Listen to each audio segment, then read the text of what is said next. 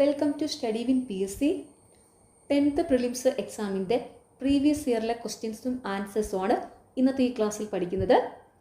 ഇത് 2024 നടന്ന പരീക്ഷയിലെ ചോദ്യപേപ്പറാണ് കേട്ടോ. ഓക്കെ, അപ്പോൾ എല്ലാവരും നന്നായിട്ട് തന്നെ പഠിക്കുക. ഫസ്റ്റ് ക്വസ്റ്റ്യൻ, ഇന്ത്യൻ നാഷണൽ കോൺഗ്രസിൻ്റെ പ്രഥമ സമ്മേളനത്തിൻ്റെ അധ്യക്ഷൻ ആരായിരുന്നു? Option B WC Banerjee. Indian National കോൺഗ്രസിൻ്റെ പ്രഥമ സമ്മേളനത്തിൻ്റെ അധ്യക്ഷൻ ആരായിരുന്നു? WC Banerjee.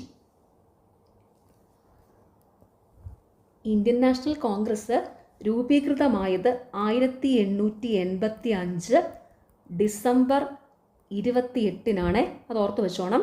Indian National Congress രൂപീകൃതമായത് 1885 ഡിസംബർ 28-നാണ്.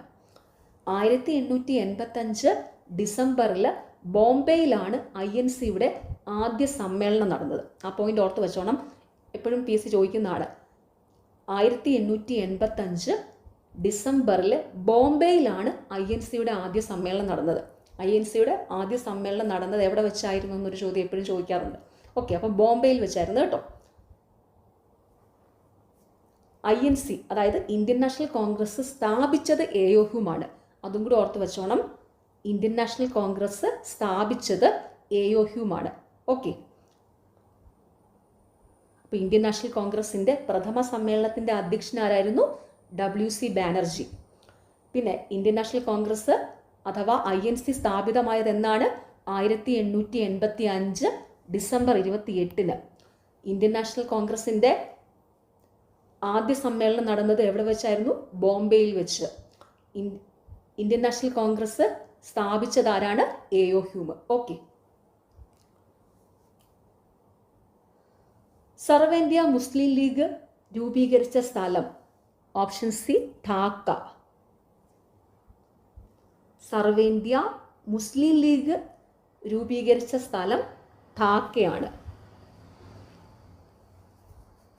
1906 ഡിസംബർ 30-നാണ് ബംഗ്ലാദേശിൻ്റെ തലസ്ഥാനമായ ധാക്കയിൽ വെച്ച് അഖിലേന്ത്യാ മുസ്ലിം ലീഗ് രൂപീകൃതമായത്. ഓർത്തു വെച്ചോണേ, 1906 ഡിസംബർ 30-നാണ് കേട്ടോ ബംഗ്ലാദേശിൻ്റെ തലസ്ഥാനമായ ധാക്കയിൽ വെച്ച് സർവേന്ത്യാ മുസ്ലിം ലീഗ് രൂപീകൃതമായത്.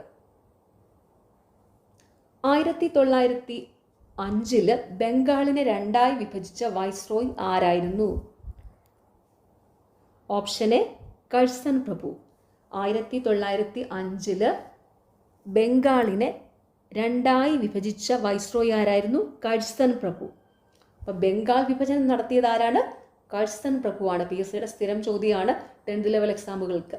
ബംഗാൾ വിഭജനം നടത്തിയത് ആരാണ്? കഴ്സൺ പ്രഭുവാണ്. ഈ ബംഗാൾ വിഭജനം റദ്ദു ചെയ്തത് ഹാർഡിഞ്ച് പ്രഭുവാണ് കേട്ടോ. അത് പ്രത്യേകം ഓർത്ത് വെച്ചോണം. ബംഗാൾ വിഭജനം റദ്ദാക്കിയത് ഹാർഡിഞ്ച് പ്രഭുവാണ് 1911. അത് ഇമ്പോർട്ടൻ്റ്. ഇത് രണ്ടും ചോദിക്കും. 1911 ബംഗാൾ വിഭജനം റദ്ദ് ചെയ്തത് ഹാർഡിഞ്ച് പ്രഭു.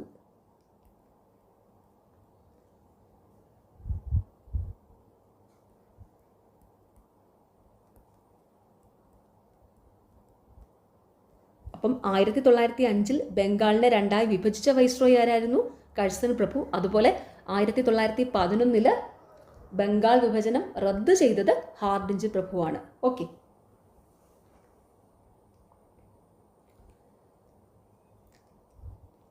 തീവ്ര ദേശീയതയുമായി ബന്ധപ്പെട്ട നേതാക്കന്മാർ ആരെല്ലാം? Option C 1, 3. ബാലഗംഗാധര തിലക്, ലാലാ ലജ്പത് റായ്. തീവ്ര ദേശീയതയുമായി ബന്ധപ്പെട്ട നേതാക്കന്മാർ ആരൊക്കെയായിരുന്നു? ബാലഗംഗാധര തിലക്, ലാലാ ലജ്പത് റായ്. അപ്പോൾ ഈ ലാൽ ബാൽ പാൽ എന്നിങ്ങനെ അറിയപ്പെട്ടിരുന്നവരായിരുന്നു തീവ്ര ദേശീയ പ്രസ്ഥാനത്തിൻ്റെ പ്രധാന നേതാക്കളെ. ലാൽ ബാൽ പാൽ. ഈ ലാൽ ബാൽ പാൽ ആരൊക്കെയാണെന്ന് PSC എപ്പോഴും ചോദിക്കാറുണ്ട്. ലാലാ ലജ്പത് റായ്, ബാലഗംഗാധര തിലകൻ, ബിപിൻ ചന്ദ്രപാൽ. അതോർത്ത് വെച്ചോണേ. ഈ ലാൽ ബാൽ പാൽ എന്നിവരായിരുന്നു തീവ്ര ദേശീയ പ്രസ്ഥാനത്തിൻ്റെ പ്രധാന നേതാക്കൾ. ലാൽ ബാൽ പാൽ, ലാൽ ബാല് പാല്. ഈ ലാൽ ബാൽ പാല് ആരൊക്കെയായിരുന്നു എന്ന് PSC എപ്പോഴും ചോദിക്കാറുണ്ട്. ലാലാ ലജ്പത് റായ്,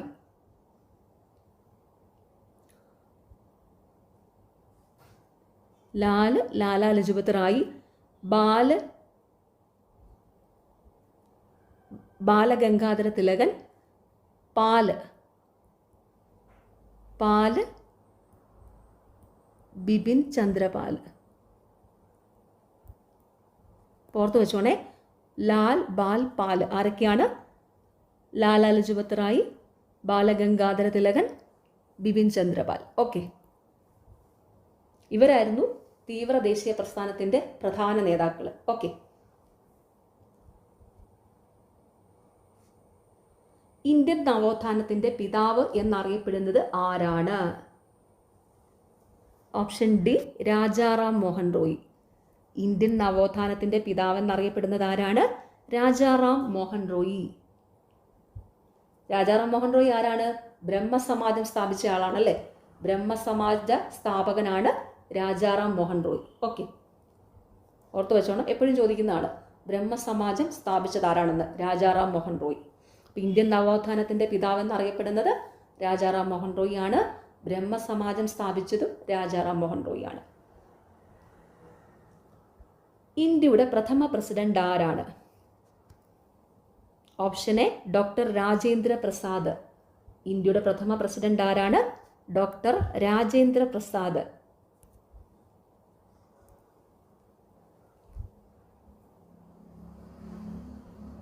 ഇന്ത്യയുടെ ഭരണഘടനാ ദിനമായി ആചരിക്കുന്നത് എന്നാണ്? Option D, November 26. ഇന്ത്യയുടെ ഭരണഘടനാ ദിനമായി ആചരിക്കുന്നത് എന്നാണ്? നവംബർ 26. അതായത് 1949 നവംബർ 26 ഭരണഘടനാ നിർമ്മാണ സഭ ഇന്ത്യൻ ഭരണഘടന അംഗീകരിച്ചത്. ഇതിൻ്റെ ഓർമ്മയ്ക്കായാണ് ഈ നവംബർ 26 ഭരണഘടനാ ദിനമായി ആഘോഷിക്കുന്നത്. ഒന്നുകൂടെ പറയാം, ഇന്ത്യയുടെ ഭരണഘടനാ ദിനമായി ആചരിക്കുന്നത് എന്നാണ്? നവംബർ 26. അതിന് കാരണം 1949 നവംബർ 26 ഭരണഘടനാ നിർമ്മാണ സഭ ഇന്ത്യൻ ഭരണഘടന അംഗീകരിച്ചത്. ഇതിൻ്റെ ഓർമ്മയ്ക്കായാണ് ഈ നവംബർ 26 ഭരണഘടനാ ദിനമായി ആഘോഷിക്കുന്നത്. ഓക്കെ, താഴെ തന്നിരിക്കുന്നവയിൽ ഇന്ത്യൻ ഭരണഘടനയുടെ സവിശേഷതകളിൽ ഉൾപ്പെടാത്തത് ഏത്? ഓപ്ഷൻ ബി, പ്രസിഡൻഷ്യൽ സമ്പ്രദായം. താഴെ തന്നിരിക്കുന്നവയിൽ ഇന്ത്യൻ ഭരണഘടനയുടെ സവിശേഷതകളിൽ ഉൾപ്പെടാത്തത് പ്രസിഡൻഷ്യൽ സമ്പ്രദായമാണ്. ഇന്ത്യയിൽ ബ്രിട്ടീഷ് മാതൃകയിലുള്ള പാർലമെന്ററി സമ്പ്രദായമാണ്. ഓർത്തു വെച്ചോണം, ഇന്ത്യയിൽ ബ്രിട്ടീഷ് മാതൃകയിലുള്ള പാർലമെന്ററി സമ്പ്രദായമാണ് കേട്ടോ. അപ്പോൾ ഇവിടെ താഴെ തന്നിരിക്കുന്നവയിൽ ഇന്ത്യൻ ഭരണഘടനയുടെ സവിശേഷതകളിൽ ഉൾപ്പെടാത്തത് പ്രസിഡൻഷ്യൽ സമ്പ്രദായം. പ്രസിഡൻഷ്യൽ സമ്പ്രദായം നിലനിൽക്കുന്ന രാജ്യമാണ് അമേരിക്ക. അതും കൂടെ ഓർത്തു വെച്ചോ, പ്രസിഡൻഷ്യൽ സമ്പ്രദായം നിലവിലുള്ളത് അമേരിക്കയിലാണ്. ഇന്ത്യയിലുള്ളത് ഈ ബ്രിട്ടീഷ് മാതൃകയിലുള്ള പാർലമെന്ററി സമ്പ്രദായമാണ്. പിന്നെ ഇന്ത്യൻ ഭരണഘടനയുടെ സവിശേഷതകളിൽ ഉൾപ്പെടുന്നവയാണ് എഴുതപ്പെട്ട ഭരണഘടന, മൗലിക അവകാശങ്ങൾ, സ്വതന്ത്ര നീതിന്യായ വ്യവസ്ഥ. അതും കൂടി ഒന്ന് ഓർത്ത് വെച്ചോണേ. ഇന്ത്യൻ ഭരണഘടനയുടെ സവിശേഷതകളിൽ ഉൾപ്പെടുന്നവ: എഴുതപ്പെട്ട ഭരണഘടന, മൗലിക അവകാശങ്ങൾ, സ്വതന്ത്ര നീതിന്യായ വ്യവസ്ഥ. ഓക്കെ, താഴെ തന്നിരിക്കുന്നവയിൽ എഴുതപ്പെട്ട ഭരണഘടന നിലവിലുള്ള രാജ്യം ഏത്? Option C 1, 4. ഇന്ത്യ, അമേരിക്കൻ ഐക്യനാടുകൾ. താഴെ തന്നിരിക്കുന്നവയിൽ എഴുതപ്പെട്ട ഭരണഘടന നിലവിലുള്ള രാജ്യങ്ങളാണ് ഇന്ത്യയും അമേരിക്കൻ ഐക്യനാടുകളും. എഴുതപ്പെട്ട ഭരണഘടന നിലവിൽ ഇല്ലാത്ത രാജ്യങ്ങളാണ് ബ്രിട്ടനും ഇസ്രയേലും. അതും കൂടി ഓർത്ത് വെക്കുക. എഴുതപ്പെട്ട ഭരണഘടന നിലവിലില്ലാത്ത രാജ്യങ്ങളാണ് ബ്രിട്ടനും ഇസ്രയേലും. എഴുതപ്പെട്ട ഭരണഘടന നിലവിലുള്ള രാജ്യങ്ങളാണ് ഇന്ത്യയും അമേരിക്കൻ ഐക്യനാടുകളും. താഴെ തന്നിരിക്കുന്നവയിൽ മൗലിക അവകാശങ്ങളിൽ പെടാത്തത് ഏത്?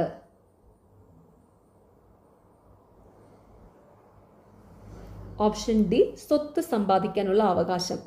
താഴെ തന്നിരിക്കുന്നവയിൽ മൗലിക അവകാശങ്ങളിൽ പെടാത്തത് ഏതാണ്? സ്വത്ത് സമ്പാദിക്കാനുള്ള അവകാശം.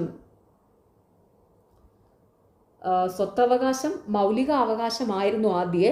എന്നാൽ അത് 1978 44-ാം ഭരണഘടനാ ഭേദഗതിയിലൂടെ മൗലിക അവകാശങ്ങളിൽ നിന്ന് ഒഴിവാക്കി ഒരു നിയമപരമായ അവകാശമാക്കി. കേട്ടോ, ഓർത്തു വെച്ചോണം.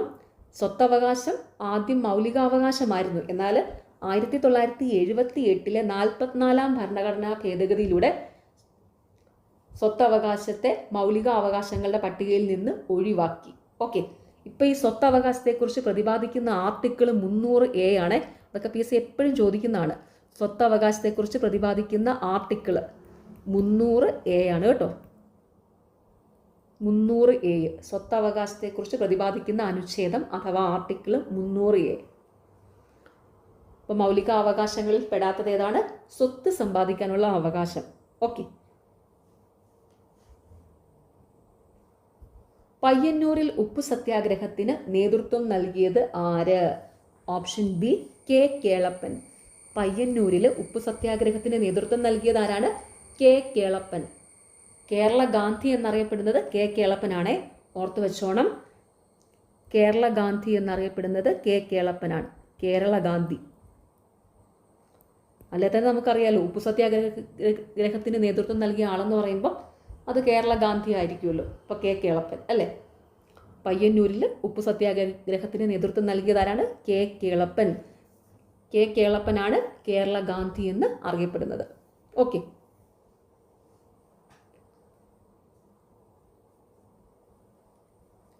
സമത്വ സമൂഹ സൃഷ്ടി എന്ന ലക്ഷ്യത്തോടെ അയിത്തോച്ചാടനം സ്വാതന്ത്ര്യ സമര പ്രസ്ഥാനത്തിന്റെ ഭാഗമായി മാറ്റിയ കേരളത്തിലെ പ്രക്ഷോഭം. ഓപ്ഷൻ ഡി, ഗുരുവായൂർ സത്യാഗ്രഹം.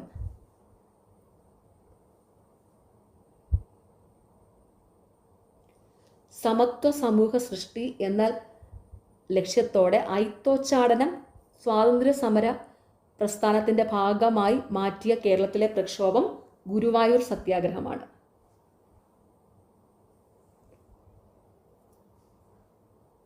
ഗുരുവായൂർ സത്യാഗ്രഹം നടന്ന വർഷം ഏതാണ്?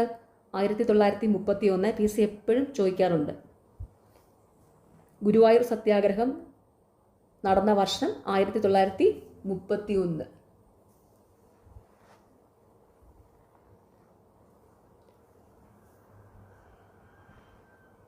ഇതിനൊരു ചെറിയ കോഡുണ്ട് കേട്ടോ, ഞാൻ ഷോർട്സിൽ ആഡ് ചെയ്തിട്ടുണ്ടെന്ന് എനിക്ക് തോന്നുന്നത്. ഈ ഉപ്പ് സത്യാഗ്രഹം, ഗുരുവായൂർ സത്യാഗ്രഹം, നിവർത്തന പ്രക്ഷോഭം, ഇത് മൂന്നും കൂടെ ഓർത്ത് വയ്ക്കാനുള്ള കോഡാണ്. നിങ്ങളിങ്ങനെ ഓർത്ത് വയ്ക്കുക. ഉപ്പ് തിന്ന ഗുരുവായൂരപ്പൻ നിവർന്നിരുന്നു. ഒന്നുകൂടെ പറയാവേ, ഉപ്പ് തിന്ന ഗുരുവായൂരപ്പൻ നിവർന്നിരുന്നു. അതായത് ഉപ്പ് സത്യാഗ്രഹം 1930, ഗുരുവായൂർ സത്യാഗ്രഹം 1931, നിവർത്തന പ്രക്ഷോഭം 1932. 1930, 1931, 1932 അതങ്ങനെ ഓർത്ത് വയ്ക്കുക. എന്നിട്ട് പഠിച്ചു വയ്ക്കുക.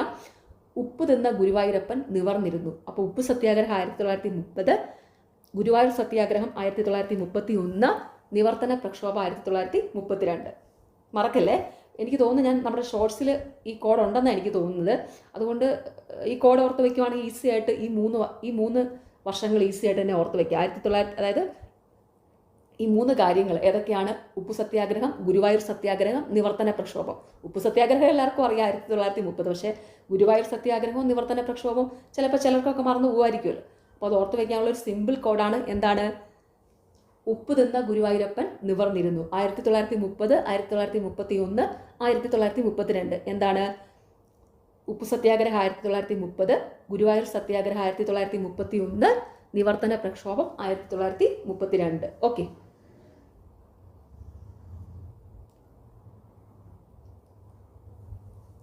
മനുഷ്യത്വമാണ് മനുഷ്യന്റെ ജാതി എന്ന് പ്രഖ്യാപിച്ചത് ആരാണ്? ഓപ്ഷൻ എ, ശ്രീനാരായണ ഗുരു.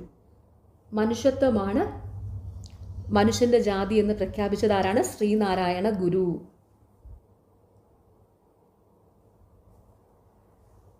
ഒരു ജാതി, ഒരു മതം, ഒരു ദൈവം, മനുഷ്യന് എന്ന സന്ദേശം ആരുടെ ആയിരുന്നു?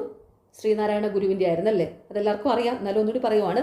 ഒരു ജാതി, ഒരു മതം, ഒരു ദൈവം, മനുഷ്യന് എന്ന സന്ദേശം ആരുടെ ആയിരുന്നു? ശ്രീനാരായണ ഗുരുവിൻ്റെ. അതുപോലെ മനുഷ്യത്വമാണ് മനുഷ്യന്റെ ജാതി എന്ന് പ്രഖ്യാപിച്ചത് ആരാണ്? ശ്രീനാരായണ ഗുരു. പ്രാചീന മലയാളം എന്ന കൃതി രചിച്ചത് ആര്? ഓപ്ഷൻ ബി, ചട്ടമ്പി സ്വാമികൾ. പ്രാചീന മലയാളം എന്ന കൃതി രചിച്ചത് ആരാണ്? ചട്ടമ്പി സ്വാമികൾ. സുഭാഷ് ചന്ദ്രബോസിന്റെ സമരങ്ങളിൽ ആകൃഷ്ടനായി INA-യിൽ ചേർന്ന മലയാളി? Option B Vakkom Abdul Khader. സുഭാഷ് ചന്ദ്രബോസിൻ്റെ സമരങ്ങളിൽ ആകർഷനായി INA-യിൽ ചേർന്ന മലയാളി Vakkom Abdul Khader.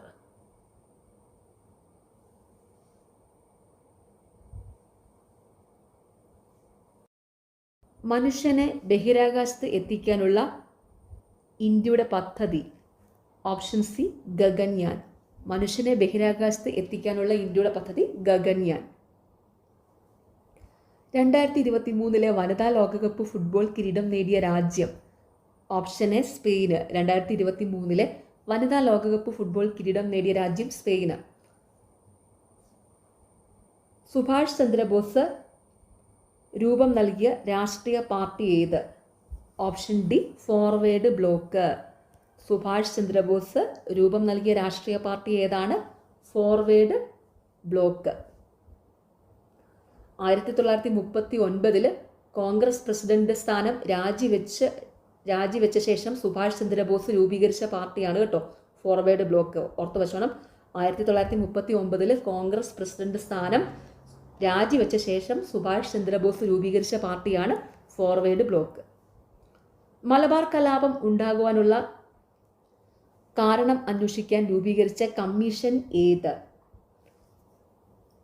Option B William Logan commission. Malabar കലാപം ഉണ്ടാകുവാനുള്ള കാരണം അന്വേഷിക്കാൻ രൂപീകരിച്ച കമ്മീഷൻ ഏതാണ്? William Logan commission.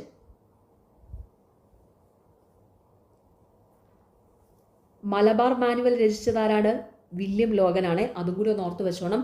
ഈ വില്യം ലോഗനാണ് മലബാർ മാനുവൽ രചിച്ചിരിക്കുന്നത്. അത് PSC എപ്പോഴും ചോദിക്കുന്നതാണ്. മലബാർ മാനുവൽ രചിച്ചതാരാണെന്ന്. വില്യം ലോഗനാണ്.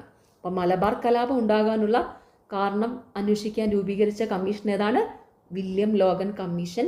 ഈ വില്യം ലോഗനാണ് മലബാർ മാനുവൽ രചിച്ചത്. നാട്ടുരാജ്യങ്ങളുടെ സംയോജനം എന്ന ദൗത്യം ഏറ്റെടുത്ത സർദാർ വല്ലഭായ് പട്ടേൽ തൻ്റെ സെക്രട്ടറിയായി നിയമിച്ച കേരളീയൻ ആര്? Option B VP Menon. നാട്ടുരാജ്യങ്ങളുടെ സംയോജനം എന്ന ദൗത്യം ഏറ്റെടുത്ത സർദാർ വല്ലഭായ് പട്ടേൽ തൻ്റെ സെക്രട്ടറിയായി നിയമിച്ച കേരളീയൻ ആരാണ്? VP മേനോൻ. ഈ VP മേനോൻ്റെ ഫുൾ ഫോം എപ്പോഴും PSC ചോദിക്കാറുണ്ട്. വാപ്പാല പങ്കുണ്ണി മേനോൻ കേട്ടോ. VP മേനോൻ എന്ന് വെച്ചാൽ വാപ്പാല പങ്കുണ്ണി മേനോൻ. ഓക്കെ. അപ്പോൾ നാട്ടുരാജ്യങ്ങളുടെ സംയോജനം എന്ന ദൗത്യം ഏറ്റെടുത്ത സർദാർ വല്ലഭായ് പട്ടേൽ തൻ്റെ സെക്രട്ടറിയായി നിയമിച്ച കേരളീയൻ ആരാണ്? VP മേനോൻ. ഒന്നാം പഞ്ചവത്സര പദ്ധതിയിൽ പ്രാധാന്യം നൽകിയത് ഏത് മേഖലയ്ക്കാണ്? ഓപ്ഷൻ എ കാർഷിക മേഖല. ഒന്നാം പഞ്ചവത്സര പദ്ധതി പ്രാധാന്യം നൽകിയത് ഏത് മേഖലയ്ക്കാണ്? കാർഷിക മേഖല. ഒന്നാം പഞ്ചവത്സര പദ്ധതിയുടെ കാലയളവ് 1951 മുതൽ 1956 വരെയാണ്. ഓർത്തു വെച്ചോണം. ഒന്നാം പഞ്ചവത്സര പദ്ധതിയുടെ കാലയളവ് 1951 മുതൽ 1956 വരെയായിരുന്നു. ഒന്നാം പഞ്ചവത്സര പദ്ധതിയിൽ പ്രാധാന്യം നൽകിയത് ഏത് മേഖലയ്ക്കാണ്? കാർഷിക മേഖലയ്ക്ക്. ഇന്ത്യയുടെ വിദേശ നയത്തിൻ്റെ ശില്പി ആര്? Option C Jawaharlal Nehru. ഇന്ത്യയുടെ വിദേശ നയത്തിൻ്റെ ശില്പി ആരാണ്? Jawaharlal Nehru. Reserve bank of ഇന്ത്യയുടെ ഗവർണറായി ഇപ്പോൾ സേവനം അനുഷ്ഠിക്കുന്നത് ആര്? ഇപ്പോൾ സേവനം അനുഷ്ഠിക്കുന്നത് സഞ്ജയ് മൽഹോത്രയാണ് കേട്ടോ. ഓർത്തു വെച്ചോണം. റിസർവ് ബാങ്ക് ഓഫ് ഇന്ത്യയുടെ ഇപ്പോഴത്തെ governor Sanjay Malhotra. Sanjay Malhotra. Reserve bank of ഇന്ത്യയുടെ ഗവർണറായി ഇപ്പോൾ സേവനമനുഷ്ഠിക്കുന്നത് സഞ്ജയ് മൽഹോത്രയാണ്.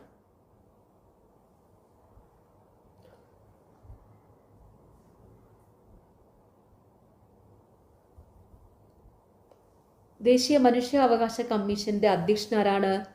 നിലവില് വി രാമസുബ്രഹ്മണ്യനാണ്. ഓർത്തു വച്ചോണം. Justice V Ramasubramanian.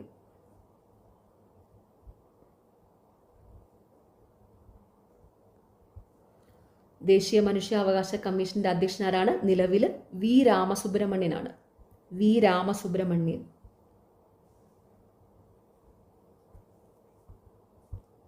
ഇന്ത്യയിലെ ഏറ്റവും ഉയരം കൂടിയ കൊടുമുടിയായ മൗണ്ട് K2 അഥവാ ഗോഡ്വിൻ ഓസ്റ്റിൻ സ്ഥിതി ചെയ്യുന്നത് ഏത് പർവ്വതനിരകളിലാണ്?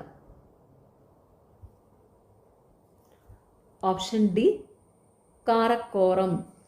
ഇന്ത്യയിലെ ഏറ്റവും ഉയരം കൂടിയ കൊടുമുടിയായ മൗണ്ട് K2 അഥവാ ഗോഡ്വിൻ ഓസ്റ്റിൻ സ്ഥിതി ചെയ്യുന്നത് ഏത് പർവ്വതനിരകളിലാണ്? കാരക്കോറം. ലോകത്തിലെ രണ്ടാമത്തെയും ഇന്ത്യയിലെ ഏറ്റവും ഉയരം കൂടിയ കൊടുമുടിയാണ് ഈ മൗണ്ട് K2 അഥവാ ഗോഡ്വിൻ ഓസ്റ്റിന്. അതും കൂടി ഒന്ന് ഓർത്ത് വെച്ചോണം. ലോകത്തിലെ രണ്ടാമത്തെയും ഇന്ത്യയിലെ ഏറ്റവും ഉയരം കൂടിയ കൊടുമുടിയാണ് മൗണ്ട് K2 അഥവാ ഗോഡ്വിൻ ഓസ്റ്റിൻ. ലോകത്തിലെ ഏറ്റവും ഉയരം കൂടിയ കൊടുമുടി ഏതാണ്? എവറസ്റ്റ്. ഓർത്ത് വെച്ചോണം. ലോകത്തിലെ ഏറ്റവും ഉയരം കൂടിയ കൊടുമുടി എവറസ്റ്റ് ആണ്. ലോകത്തിലെ ഏറ്റവും ഉയരം കൂടിയ രണ്ടാമത്തെ കൊടുമുടി മൗണ്ട് K2 അഥവാ ഗോഡ്വിൻ ഓസ്റ്റിൻ ആണ്. ഈ മൗണ്ട് K2 അഥവാ ഗോഡ്വിൻ ഓസ്റ്റിൻ ആണ് ഇന്ത്യയിലെ ഏറ്റവും ഉയരം കൂടിയ കൊടുമുടി. ഇത് ഏത് പർവ്വതനിരകളിലാണ്? കാരക്കോറം. ഓക്കെ. ധാതുക്കളുടെ കലവറ എന്ന് വിളിക്കുന്ന ഭൂപ്രകൃതി വിഭാഗം ഏത്? ഓപ്ഷൻ ബി ഉപദ്വീപീയ പീഠഭൂമി. ധാതുക്കളുടെ കലവറ എന്ന് വിളിക്കുന്ന ഭൂപ്രകൃതി വിഭാഗം ഏതാണ്? ഉപദ്വീപീയ പീഠഭൂമി.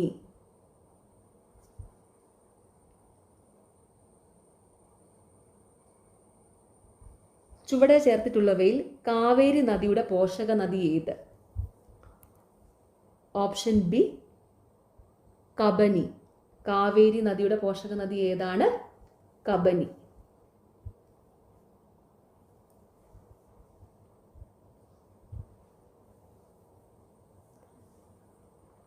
കാവേരി നദിയുടെ പോഷക നദി കബനി. കബനി, ഭവാനി, അമരാവതി ഇതൊക്കെ കാവേരി നദിയുടെ പോഷക നദികളാണ്. കബനി, ഭവാനി, അമരാവതി എന്നിവ കാവേരി നദിയുടെ പോഷക നദികളാണ്.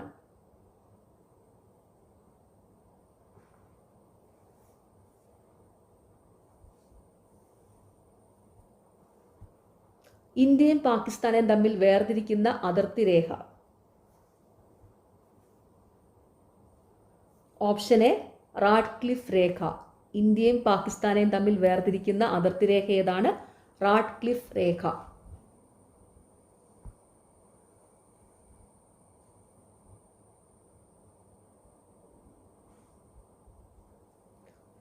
ഇന്ത്യയിൽ ഏറ്റവും കൂടുതൽ കടൽത്തീരമുള്ള സംസ്ഥാനം? Option B Gujarat. ഇന്ത്യയിൽ ഏറ്റവും കൂടുതൽ കടൽത്തീരമുള്ള സംസ്ഥാനം ഗുജറാത്ത്. തെക്കേ ഇന്ത്യയിലെ ഏറ്റവും ഉയരം കൂടിയ കൊടുമുടി? Option B Anamudi. തെക്കേ ഇന്ത്യയിലെ ഏറ്റവും ഉയരം കൂടിയ കൊടുമുടി ആനമുടിയാണ്. ആനമുടിയുടെ ഉയരം എത്രയാണ്? 2695 മീറ്റർ. PSC എപ്പോഴും ചോദിക്കാറുണ്ട് കേട്ടോ. ആനമുടിയുടെ ഉയരം 2695 മീറ്റർ ആണ്. അപ്പോൾ തെക്കേ ഇന്ത്യയിലെ ഏറ്റവും ഉയരം കൂടിയ കൊടുമുടി ആനമുടിയാണ്. ആനമുടിയുടെ ഉയരം 2695 മീറ്റർ ആണ്.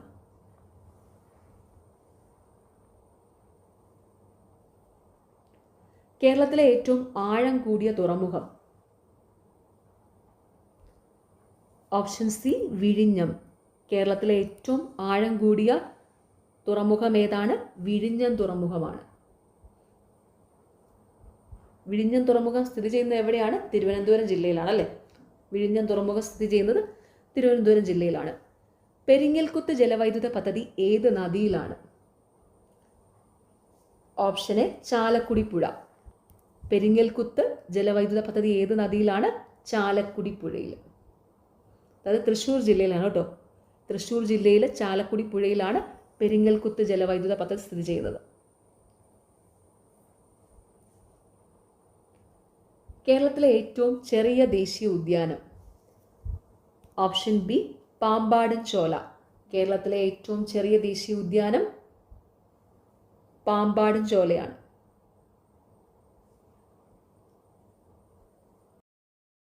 കേരളത്തിലെ തദ്ദേശ സ്വയംഭരണ വകുപ്പ് മന്ത്രി നിലവിൽ KM ഷാജിയാണ്. ഓർത്തു വച്ചോണം. കേരളത്തിലെ തദ്ദേശ സ്വയംഭരണ വകുപ്പ് മന്ത്രി KM ഷാജിയാണ്. അപ്പോൾ കേരളത്തിലെ പുതിയ മന്ത്രിസഭയിലെ മന്ത്രിമാരും അവരുടെ വകുപ്പുകളും ഇമ്പോർട്ടൻ്റ് ആണ്. എല്ലാവരും പഠിച്ചു വെച്ചോണം കേട്ടോ. ഇനി വരുന്ന PSC എക്സാമുകളിൽ അതിൽ നിന്നുള്ള ക്വസ്റ്റ്യൻസ് ഉറപ്പായിട്ടും ചോദിക്കും. അല്ലെങ്കിലും മന്ത്രിമാരും വകുപ്പുകളും PSCയുടെ ഒരു സ്ഥിരം ചോദ്യം തന്നെയാണ്. എപ്പോഴും ചോദിക്കുന്ന ഒരു ചോദ്യമാണ് മന്ത്രിമാരും വകുപ്പുകളും. എല്ലാ ചോദ്യപേപ്പറിലും അതിലൊരു ചോദ്യം ഉറപ്പാണ്. ഓക്കെ, അപ്പോൾ കേരളത്തിലെ നിലവിലെ തദ്ദേശ സ്വയംഭരണ വകുപ്പ് മന്ത്രി KM ഷാജിയാണ്. കേരളത്തിലെ ഏറ്റവും വലിയ ശുദ്ധജല തടാകം? ഓപ്ഷൻ സി ശാസ്താംകോട്ട കായൽ. കേരളത്തിലെ ഏറ്റവും വലിയ ശുദ്ധജല തടാകം ശാസ്താംകോട്ട കായൽ. ശുദ്ധജലത്തിലെ ഷായും ശാസ്താംകോട്ടയിലെ ഷായും വെച്ചങ്ങ് ഓർത്താൽ മതി. അപ്പോൾ കേരളത്തിലെ ഏറ്റവും വലിയ ശുദ്ധജല തടാകം ശാസ്താംകോട്ട കായലാണ്. ഓക്കെ. കണ്ടൽക്കാടുകളിൽ സ്ഥിതി ചെയ്യുന്ന കേരളത്തിലെ ഏക പക്ഷി സങ്കേതം? Option A Mangalavanam. കണ്ടൽക്കാടുകളിൽ സ്ഥിതി ചെയ്യുന്ന കേരളത്തിലെ ഏക പക്ഷി സങ്കേതം മംഗളവനം. മംഗളവനം കൊച്ചിയുടെ ശ്വാസകോശം എന്നും അറിയപ്പെടുന്നുണ്ട്. ഓർത്തു വെച്ചോണം, കൊച്ചിയുടെ ശ്വാസകോശം എന്നറിയപ്പെടുന്നത് മംഗളവനമാണ്. അതുപോലെ കണ്ടൽക്കാടുകളിൽ സ്ഥിതി ചെയ്യുന്ന കേരളത്തിലെ ഏക പക്ഷി സങ്കേതവും മംഗളവനമാണ്. കേരളത്തിൽ ഏറ്റവും കൂടുതൽ നാഷണൽ പാർക്കുകൾ ഉള്ളത് ഏത് ജില്ലയിലാണ്? Option C Idukki. കേരളത്തിലെ ഏറ്റവും കൂടുതൽ നാഷണൽ പാർക്കുകൾ ഉള്ളത് ഏത് ജില്ലയിലാണ്? ഇടുക്കിയിൽ. ഐക്യരാഷ്ട്ര സംഘടനയുടെ ചാമ്പ്യൻസ് ഓഫ് എർത്ത് പുരസ്കാരത്തിന് അർഹമായ വിമാനത്താവളം? Option C Nedumbassery. ഐക്യരാഷ്ട്ര സംഘടനയുടെ ചാമ്പ്യൻസ് ഓഫ് എർത്ത് പുരസ്കാരത്തിന് അർഹമായ വിമാനത്താവളം നെടുമ്പാശ്ശേരി. കേരളത്തിലെ ആദ്യത്തെ കാർബൺ ന്യൂട്രൽ പഞ്ചായത്തായി തിരഞ്ഞെടുത്തത് ഏതാണ്? Option A Meenangadi. കേരളത്തിലെ ആദ്യത്തെ കാർബൺ ന്യൂട്രൽ പഞ്ചായത്തായി തിരഞ്ഞെടുത്തത് ഏതാണ്? മീനങ്ങാടി. മീനങ്ങാടി സ്ഥിതി ചെയ്യുന്നത് വയനാട് ജില്ലയിലാണ് കേട്ടോ. അപ്പോൾ കേരളത്തിലെ ആദ്യത്തെ കാർബൺ ന്യൂട്രൽ പഞ്ചായത്തായി തിരഞ്ഞെടുത്തത് ഏതാണ്? മീനങ്ങാടി. മഹാത്മാഗാന്ധി ഗ്രാമീണ തൊഴിലുറപ്പ് പദ്ധതിയുടെ സോഷ്യൽ ഓഡിറ്റിംഗിൽ ഇന്ത്യയിൽ ഒന്നാമതെത്തിയ സംസ്ഥാനം? Option D Keralam. മഹാത്മാഗാന്ധി ഗ്രാമീണ തൊഴിലുറപ്പ് പദ്ധതിയുടെ സോഷ്യൽ ഓഡിറ്റിംഗിൽ ഇന്ത്യയിൽ ഒന്നാമതെത്തിയ സംസ്ഥാനം കേരളം. 2023 വയലാർ അവാർഡ് നേടിയ ജീവിതം ഒരു പെണ്ടുലം എന്ന കൃതി രചിച്ചത് ആര്? Option A Sreekumaran Thampi. 2023 Vayalar award നേടിയ ജീവിതം ഒരു പെണ്ടുലം എന്ന കൃതി രചിച്ചത് ആരാണ്? ശ്രീകുമാരൻ തമ്പി. 2024 വയലാർ അവാർഡ് ജേതാവ് അശോകൻ ചെരുവിലാണ്. കൃതി കാട്ടൂർ കടവ്. 2024 വയലാർ അവാർഡ് ജേതാവ് അശോകൻ ചെരുവിലാണ്. കൃതി കാട്ടൂർ കടവ്. ഇപ്പോൾ ഏറ്റവും ലേറ്റസ്റ്റ് ആയത്, അതായത് 2025 വയലാർ അവാർഡ് ജേതാവ് ഇ സന്തോഷ് കുമാർ ആണ്. കൃതി തപോമയുടെ അച്ഛനാണ്. ഓർത്ത് വെച്ചോണം. ഇപ്പോൾ ലേറ്റസ്റ്റ് ആയിട്ടുള്ള വയലാർ അവാർഡ് 2025 അപ്പോൾ 2025 വയലാർ അവാർഡ് ജേതാവ് ഇ സന്തോഷ് കുമാർ ആണ്. കൃതി തപോമയുടെ അച്ഛനാണ് കേട്ടോ. ഇതിൻ്റെ എല്ലാ നോട്ട്സ് നമ്മുടെ ടെലഗ്രാം ചാനലിലുണ്ട് കേട്ടോ. നിങ്ങളൊക്കെ ടെലഗ്രാം ചാനലിൽ ജോയിൻ ചെയ്യുക. ഇമ്പോർട്ടൻ്റ് ആയിട്ടുള്ള നോട്ട്സും പിന്നെ റീസെൻ്റ്ലി നടക്കുന്ന പരീക്ഷകളുടെ പ്രൊവിഷണൽ ആൻസർ കീ വെച്ച് മാർക്ക് ചെയ്ത PDF-കളും ഒക്കെ ടെലഗ്രാം ചാനലിൽ കൊടുക്കുന്നുണ്ട്. ഓക്കെ. അപ്പോൾ അവാർഡുകൾ, പുരസ്കാരങ്ങൾ ഇതൊക്കെ പഠിക്കുക കേട്ടോ. നോബൽ പുരസ്കാരം, പിന്നെ ഇതുപോലെയുള്ള അവാർഡുകളൊക്കെ. ഓക്കെ. ശാസ്ത്രലോകത്ത് ഇന്ത്യയുടെ അഭിമാനമായ ചാന്ദ്രയാൻ 3 വിക്ഷേപിച്ച തീയതി? Option D July 14, 2023. ശാസ്ത്രലോകത്ത് ഇന്ത്യയുടെ അഭിമാനമായ ചാന്ദ്രയാൻ 3 വിക്ഷേപിച്ച തീയതി എന്നാണ്? July 14, 2023.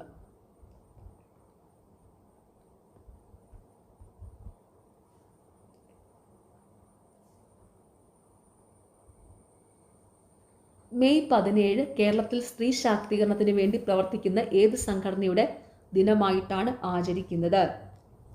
Option A Kudumbashree. May 17 കേരളത്തിൽ സ്ത്രീ ശാക്തീകരണത്തിന് വേണ്ടി പ്രവർത്തിക്കുന്ന ഏത് സംഘടനയുടെ ദിനമായിട്ടാണ് ആചരിക്കുന്നത്? കുടുംബശ്രീയുടെ. കുടുംബശ്രീ ഉദ്ഘാടനം ചെയ്തത് എന്താണ്? 1998 മെയ് 17 കേട്ടോ. ഓർത്ത് വെച്ചോണേ, PC എപ്പോഴും ചോദിക്കുന്നതാണ്. കുടുംബശ്രീ ഉദ്ഘാടനം ചെയ്തത് 1998 മെയ് 17. അതുകൊണ്ടാണ് മെയ് 17 കുടുംബശ്രീ ദിനമായിട്ട് ആചരിക്കുന്നത്. അപ്പോൾ കുടുംബശ്രീ ദിനം എന്നാണ് മെയ് 17. കുടുംബശ്രീ എന്നാണ് ഉദ്ഘാടനം ചെയ്തത് 1998 മെയ് 17.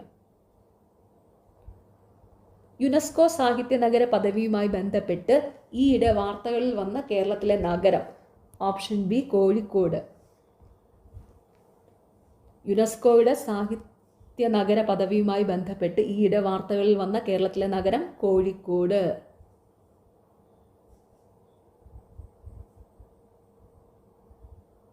യുനെസ്കോ സാഹിത്യ നഗര പദവി ലഭിക്കുന്ന ഇന്ത്യയിലെ ആദ്യത്തെ നഗരമാണ് കോഴിക്കോട്. ഓർത്തു വെച്ചോണേ, യുനെസ്കോയുടെ സാഹിത്യ നഗര പദവി ലഭിക്കുന്ന ഇന്ത്യയിലെ ആദ്യത്തെ നഗരമാണ് കോഴിക്കോട്. ഓക്കെ. അമേരിക്കയിലെ മൈക്രോൺ ടെക്നോളജി താഴെ പറയുന്നവയിൽ ഏത് ഇന്ത്യൻ സംസ്ഥാനത്താണ് സെമി കണ്ടക്ടർ പ്ലാന്റ് നിർമ്മിക്കുന്നത്? Option C Gujarat. അമേരിക്കയിലെ മൈക്രോൺ ടെക്നോളജി താഴെ പറയുന്നവയിൽ ഏത് ഇന്ത്യൻ സംസ്ഥാനത്താണ് സെമി കണ്ടക്ടർ പ്ലാന്റ് നിർമ്മിക്കുന്നത്? ഗുജറാത്ത്. താഴെ പറയുന്നവയിൽ ചാന്ദ്രയാൻ 3യുടെ വിക്ഷേപണവുമായി ബന്ധമുള്ള ശരിയായ പ്രസ്താവന കണ്ടെത്തുക.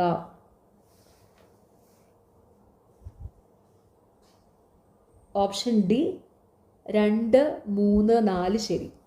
താഴെ പറയുന്നവയിൽ ചാന്ദ്രയാൻ 3യുടെ വിക്ഷേപണവുമായി ബന്ധമുള്ള ശരിയായ പ്രസ്താവനകൾ ഏതൊക്കെയാണ്? പ്രോജക്റ്റ് ഡയറക്ടർ വീരമുത്തുവേലാണ്. വിക്ഷേപണ വാഹനം LV Mark 3 ആണ്.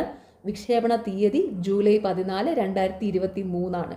അപ്പോൾ താഴെ പറയുന്നവയിൽ ചാന്ദ്രയാൻ 3യുടെ വിക്ഷേപണവുമായി ബന്ധമുള്ള ശരിയായ പ്രസ്താവനകൾ: പ്രോജക്റ്റ് ഡയറക്ടർ വീരമുത്തുവേലാണ്. വിക്ഷേപണ വാഹനം LV Mark 3 ആണ്. വിക്ഷേപണ തീയതി ജൂലൈ 14, 2023 ആണ്.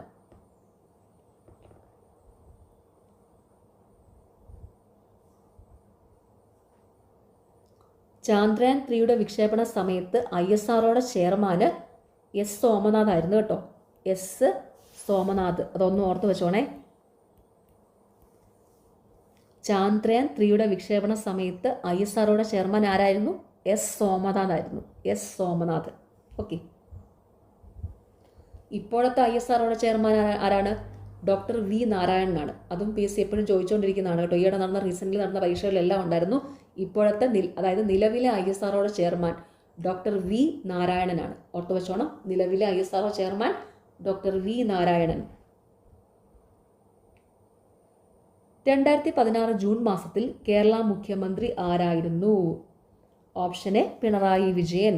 2016 ജൂൺ മാസത്തിൽ കേരളത്തിലെ മുഖ്യമന്ത്രി ആരായിരുന്നു? പിണറായി വിജയൻ. ഇപ്പോഴത്തെ കേരള മുഖ്യമന്ത്രി ആരാണ്? VD സതീശൻ. ഇപ്പോഴത്തെ കേരള മുഖ്യമന്ത്രി ആരാണ്? VD സതീശൻ. താഴെ പറയുന്നവയിൽ പൊൻകുന്നം വർക്കിയുടെ ആത്മകഥ. ഓപ്ഷൻ എ എൻ്റെ വഴിത്തിരിവ്. താഴെ പറയുന്നവയിൽ പൊൻകുന്നം വർക്കിയുടെ ആത്മകഥ ഏതാണ്?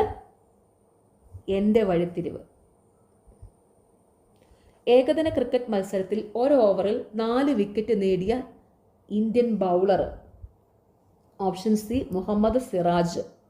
ഏകദിന ക്രിക്കറ്റ് മത്സരത്തിൽ ഒരു ഓവറിൽ 4 വിക്കറ്റ് നേടിയ ഇന്ത്യൻ ബൗളർ മുഹമ്മദ് സിറാജ്. 2023 ഇന്ത്യയിൽ നടന്ന G20 സമ്മേളനത്തിൻ്റെ ഇന്ത്യൻ ഷെർപ്പ ആരായിരുന്നു? Option D Amitabh Kant. 2023 ഇന്ത്യയിൽ നടന്ന G20 സമ്മേളനത്തിൻ്റെ ഇന്ത്യൻ ഷെർപ്പ ആരായിരുന്നു? Amitabh Kant.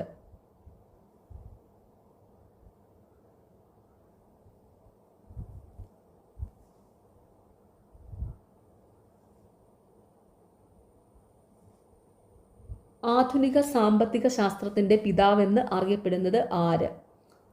Option A Adam Smith.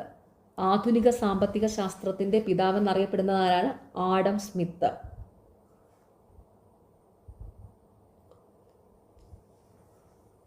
Wealth of nation എന്ന കൃതി രചിച്ചിരിക്കുന്നത് ആഡം സ്മിത്ത് ആണ്. ഓർത്തു വെച്ചോണം, വെൽത്ത് ഓഫ് നേഷൻ എന്ന കൃതി രചിച്ചിരിക്കുന്നത് ആഡം സ്മിത്ത് ആണ്. അതെപ്പോഴും ബേസ് ചോദിക്കാറുണ്ട്.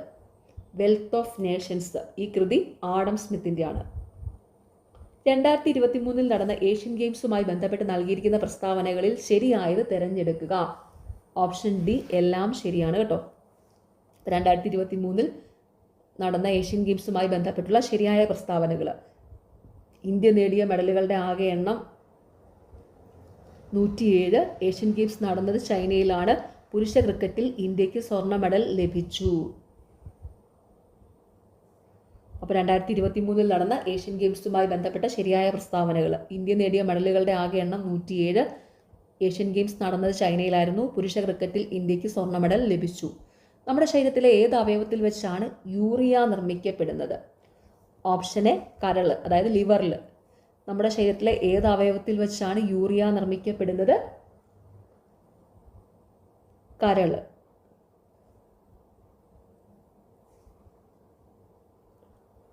താഴെ തന്നിരിക്കുന്നവയിൽ മാംസത്തിൻ്റെ അഭാവം മൂലം ഉണ്ടാകുന്ന രോഗം ഏതാണ്? ക്വാഷിയോർക്കർ. താഴെ തന്നിരിക്കുന്നവയിൽ മാംസ്യത്തിൻ്റെ അഭാവം മൂലമുണ്ടാകുന്ന രോഗം ഏതാണ്? ക്വാഷിയോർക്കർ. സ്കർവി ഉണ്ടാകുന്നത് ഏതിൻ്റെ അഭാവം മൂലമാണ്? വിറ്റാമിൻ സിയുടെ അഭാവം മൂലമാണ് സ്കർവി ഉണ്ടാകുന്നത് അല്ലേ? അതുപോലെ നിശാന്തത ഉണ്ടാകുന്നതോ? വിറ്റാമിൻ എയുടെ അഭാവം മൂലമാണ് നിശാന്തത ഉണ്ടാകുന്നത്. ഗോയിറ്റർ ഉണ്ടാകുന്നത് എന്തിൻ്റെ അഭാവം മൂലമാണ്? അയോഡിൻ്റെ.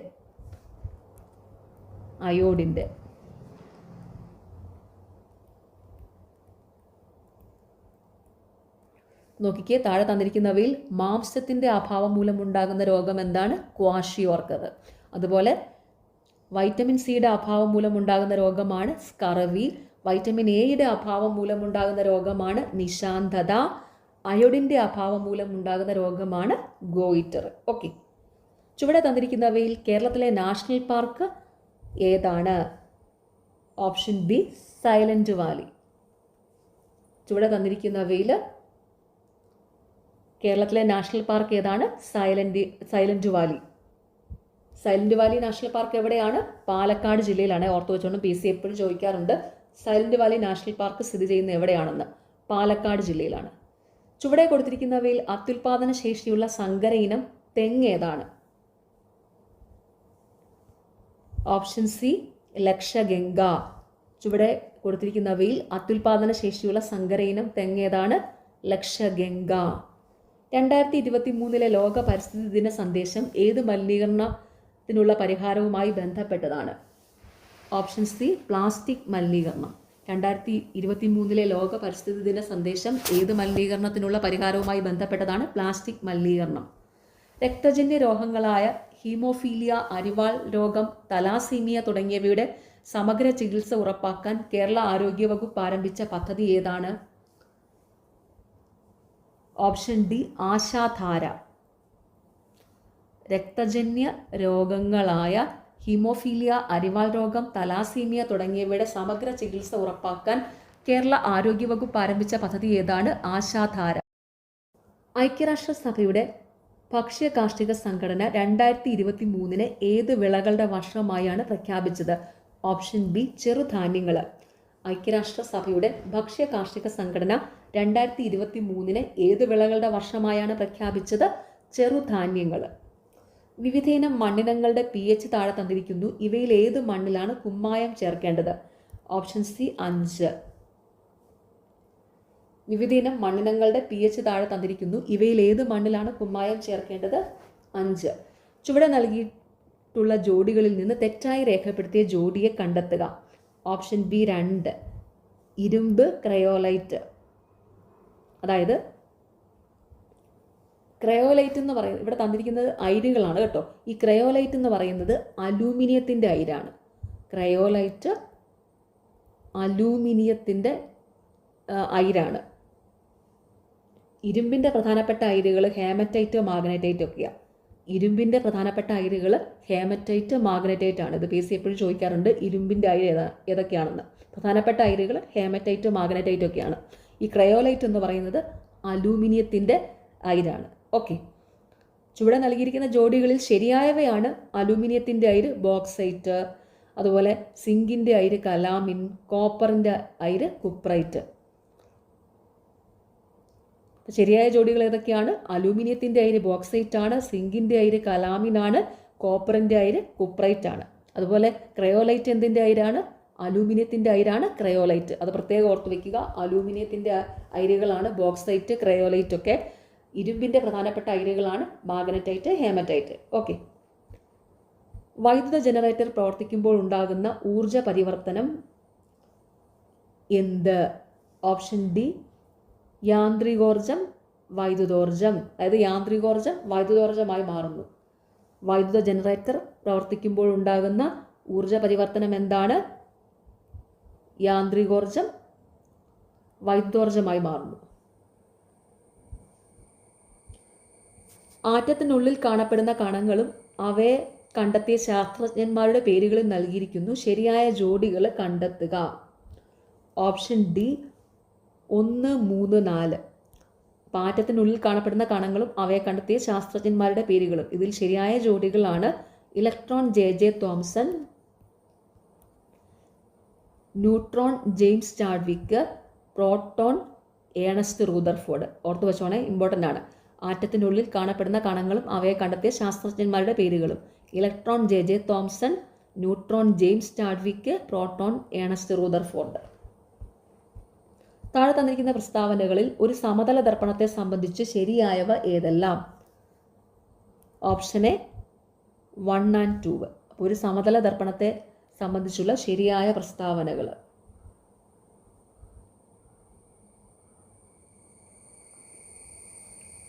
ഏതൊക്കെയാണ്? വസ്തുവും ദർപ്പണവും തമ്മിലുള്ള അകലവും ദർപ്പണവും പ്രതിബിംബവും തമ്മിലുള്ള അകലവും തുല്യമാണ്. വസ്തുവിൻ്റെ വലിപ്പം തന്നെയായിരിക്കും പ്രതിബിംബത്തിന്.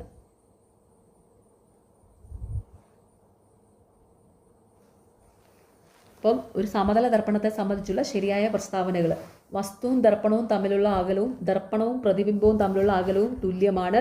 വസ്തുവിൻ്റെ വലിപ്പം തന്നെയായിരിക്കും പ്രതിബിംബത്തിനും.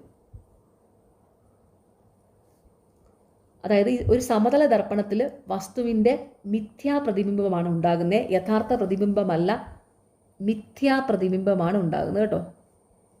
ഒരു സമതല ദർപ്പണത്തിൽ വസ്തുവിൻ്റെ മിഥ്യാ പ്രതിബിംബമാണ് ഉണ്ടാകുന്നത്. ഓക്കെ. ഇന്ത്യയുടെ ആദ്യ സൗര നിരീക്ഷണ ഉപഗ്രഹമായ ആദിത്യ L1 വിക്ഷേപിച്ചത് എന്ന്? Option C 2023 September 2.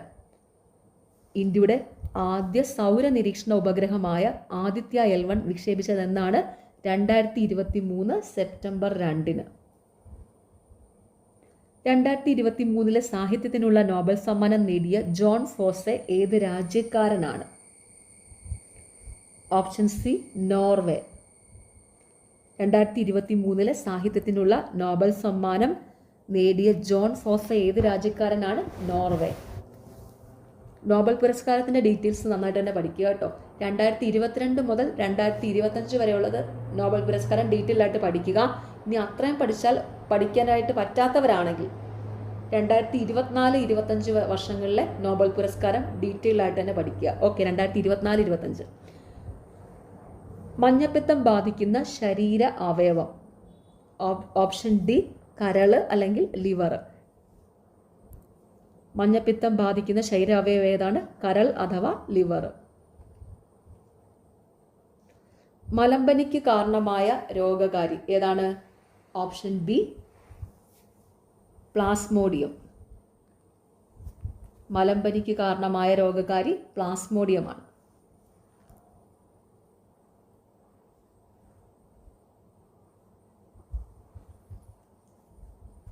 ഒരു പ്രാഥമിക ആരോഗ്യ കേന്ദ്രത്തിൽ ലഭ്യമല്ലാത്ത സേവനങ്ങൾ? Option C CT scan. ഒരു പ്രാഥമിക ആരോഗ്യ കേന്ദ്രത്തിൽ ലഭ്യമല്ലാത്ത സേവനങ്ങൾ ഏതാണ്? CT scan. ഒരു പ്രാഥമിക ആരോഗ്യ കേന്ദ്രത്തിൽ ലഭ്യമായ സേവനങ്ങളാണ് പ്രതിരോധ കുത്തിവയ്പ്പ്, ഡോക്ടറുടെ സേവനം, പാലിയേറ്റീവ് പരിചരണം. ഓർത്തു വച്ചോണേ. ഒരു പ്രാഥമിക ആരോഗ്യ കേന്ദ്രത്തിൽ ലഭ്യമായ സേവനങ്ങൾ: പ്രതിരോധ കുത്തിവയ്പ്പ്, ഡോക്ടറുടെ സേവനം, പാലിയേറ്റീവ് പരിചരണം. ലോക ഭക്ഷ്യ സുരക്ഷാ ദിനം? Option C June 7. ലോക ഭക്ഷ്യ സുരക്ഷാ ദിനം ജൂൺ 7. കേരള ആരോഗ്യശാസ്ത്ര സർവകലാശാലയുടെ ആസ്ഥാനം? Option A Thrissur. കേരള ആരോഗ്യശാസ്ത്ര സർവകലാശാലയുടെ ആസ്ഥാനം എവിടെയാണ്? തൃശ്ശൂർ. പറയുന്നവയിൽ ജീവിതശൈലി രോഗം അല്ലാത്തത്? ഓപ്ഷൻ സി തൊണ്ടമുള്ള്. താഴെ പറയുന്നവയിൽ ജീവിതശൈലി രോഗം അല്ലാത്തത് തൊണ്ടമുള്ള്. തൊണ്ടമുള്ള് എന്ന് വെച്ചാൽ ഡിഫ്തീരിയ ആണ് കേട്ടോ. ഡിഫ്തീരിയ. ഡിഫ്തീരിയയ്ക്ക് കാരണം ബാക്ടീരിയ ആണ്.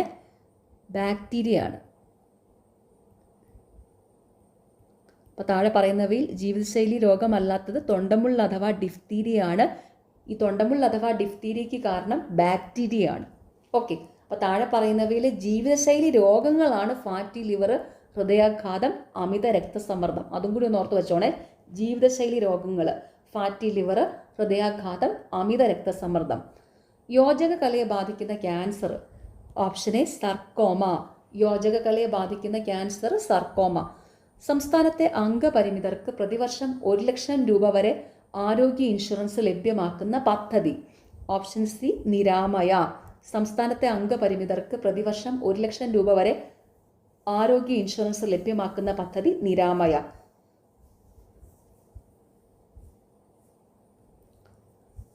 കേരള സാമൂഹ്യ സുരക്ഷാ മിഷൻ നിലവിൽ വന്നത് ഓപ്ഷൻ ഡി 2008. കേരള സാമൂഹ്യ സുരക്ഷാ മിഷൻ നിലവിൽ വന്നത് 2008. ബാക്ക് ടു ബേസിക് ഏത് അസുഖവുമായി ബന്ധപ്പെട്ടതാണ്? ഓപ്ഷൻ ബി കൊറോണ വൈറസ് അഥവാ COVID-19. ബാക്ക് ടു ബേസിക് ഏത് അസുഖവുമായി ബന്ധപ്പെട്ടതാണ്? Corona virus. കൊറോണ വൈറസിന്റെ മറ്റൊരു പേരെന്താ? COVID-19. 2023 national health care award ലഭിച്ച കേരള സർക്കാർ പദ്ധതി. ഓപ്ഷൻ എ കാരുണ്യ ആരോഗ്യ സുരക്ഷാ പദ്ധതി. 2023 നാഷണൽ ഹെൽത്ത് കെയർ അവാർഡ് ലഭിച്ച കേരള സർക്കാർ പദ്ധതി കാരുണ്യ ആരോഗ്യ സുരക്ഷാ പദ്ധതി. കൗമാരക്കാരിലെ ജീവിതശൈലി രോഗങ്ങൾ തുടക്കത്തിലെ കണ്ടെത്തി പരിഹരിക്കാൻ ഹയർ സെക്കൻഡറി സ്കൂളുകൾ കേന്ദ്രീകരിച്ച് സംസ്ഥാന സർക്കാർ നടപ്പിലാക്കുന്ന ആരോഗ്യ സർവേ പദ്ധതി. Option C സശ്രദ്ധം. കൗമാരക്കാരിലെ ജീവിതശൈലി രോഗങ്ങൾ തുടക്കത്തിലെ കണ്ടെത്തി പരിഹരിക്കാൻ ഹയർ സെക്കൻഡറി സ്കൂളുകൾ കേന്ദ്രീകരിച്ച് സംസ്ഥാന സർക്കാർ നടപ്പിലാക്കുന്ന ആരോഗ്യ സർവേ പദ്ധതി സശ്രദ്ധം. ലോക ജന്തുരോഗ ദിനം. Option A July 6. ലോക ജന്തുരോഗ ദിനം ജൂലൈ 6. ഇന്ത്യയുടെ ഇപ്പോഴത്തെ ആരോഗ്യ വകുപ്പ് മന്ത്രി JP നദ്ദയാണ്. ഓർത്തു വെച്ചോണം, ഇന്ത്യയുടെ ഇപ്പോഴത്തെ ആരോഗ്യ വകുപ്പ് മന്ത്രി JP നദ്ദ. കേരളത്തിലെ ഇപ്പോഴത്തെ ആരോഗ്യ വകുപ്പ് മന്ത്രി ആരാണ്? നിലവിൽ K മുരളീധരനാണ്. കഴിഞ്ഞ ദിവസം നടന്ന എക്സാമിന് ചോദിച്ചിട്ടുണ്ടായിരുന്നേ. കേരളത്തിലെ ഇപ്പോഴത്തെ ആരോഗ്യ വകുപ്പ് മന്ത്രി K മുരളീധരൻ. ഓക്കെ, അപ്പോൾ എല്ലാവരും ഇനി വരുന്ന എക്സാമുകൾക്ക് വേണ്ടിയിട്ടും ഈ 10th ലെവൽ എക്സാമിന് വേണ്ടിയിട്ട് നന്നായിട്ട് തന്നെ പഠിക്കുക. നിങ്ങൾക്ക് ഈ ചാനൽ ഇഷ്ടപ്പെടുന്നുണ്ടെങ്കിൽ സബ്സ്ക്രൈബ് ചെയ്യുക, സപ്പോർട്ട് ചെയ്യുക, ഷെയർ ചെയ്യുക. പിന്നെ ഈ വീഡിയോയുടെ താഴെ കാണുന്ന ഹൈപ്പ് എന്നുള്ളൊരു ഓപ്ഷൻ ഉണ്ട്, അതും കൂടി ഒന്ന് ക്ലിക്ക് ചെയ്ത് സപ്പോർട്ട് ചെയ്യുക. പിന്നെ സ്റ്റഡി വിൻ PSCയുടെ ടെലഗ്രാം ചാനലും താല്പര്യമുള്ളവർ ജോയിൻ ചെയ്യുക കേട്ടോ. അതിൽ ഇമ്പോർട്ടൻ്റ് ആയിട്ടുള്ള നോട്ട്സ്, റീസെൻ്റ്ലി നടക്കുന്ന എക്സാമുകളുടെ പ്രൊവിഷണൽ ആൻസർ കീയും ഫൈനൽ ആൻസർ കീയും ഒക്കെ വെച്ച് മാർക്ക് ചെയ്ത PDF-കളൊക്കെ അവൈലബിൾ ആണ്. പിന്നെ ഇതിൻ്റെ ഈ 81 മുതൽ 100 വരെയുള്ള ചോദ്യങ്ങൾ മാത്സ് ആണ്. 20 ക്വസ്റ്റ്യൻസ് മാത്സ് ആണ് കേട്ടോ 10th പ്രിലിംസിന്. GK current affairs maths ഇതേ ഉള്ളൂ 10th പ്രിലിംസിന്. 80 ചോദ്യങ്ങൾ GK ആൻഡ് കറണ്ട് അഫയേഴ്സ് സെക്ഷനിൽ നിന്ന് വരും. പിന്നെ ബാക്കി 20 ചോദ്യങ്ങൾ മാത്സുമാണ്. മാത്സിൻ്റെ പ്രീവിയസ്ലി നടന്ന എക്സാമിൻ്റെയും റീസെൻ്റ്ലി നടക്കുന്ന എക്സാമിൻ്റെയും ഡീറ്റെയിൽഡ് എക്സ്പ്ലനേഷൻ വീഡിയോസ് നമ്മുടെ ഈ ചാനലിലുണ്ട്. അതെല്ലാം നിങ്ങൾ പോയി കണ്ട് പഠിക്കണം. എനിക്ക് സമയം കിട്ടുവാണെങ്കിൽ ഞാൻ പ്ലാൻ ചെയ്യുന്നുണ്ട് 10th പ്രിലിംസിൻ്റെ മാത്സ് കുറച്ച് ക്ലാസ്സുകൾ എടുക്കണമെന്ന് വിചാരിക്കുന്നു. സമയം കിട്ടുവാണെങ്കിൽ ഞാൻ എടുത്തു തരാം ഇമ്പോർട്ടൻ്റ് ആയിട്ടുള്ള ക്വസ്റ്റ്യൻസ്. ഓക്കെ, അപ്പോൾ എല്ലാവരും നന്നായിട്ട് തന്നെ പഠിക്കുക. താങ്ക്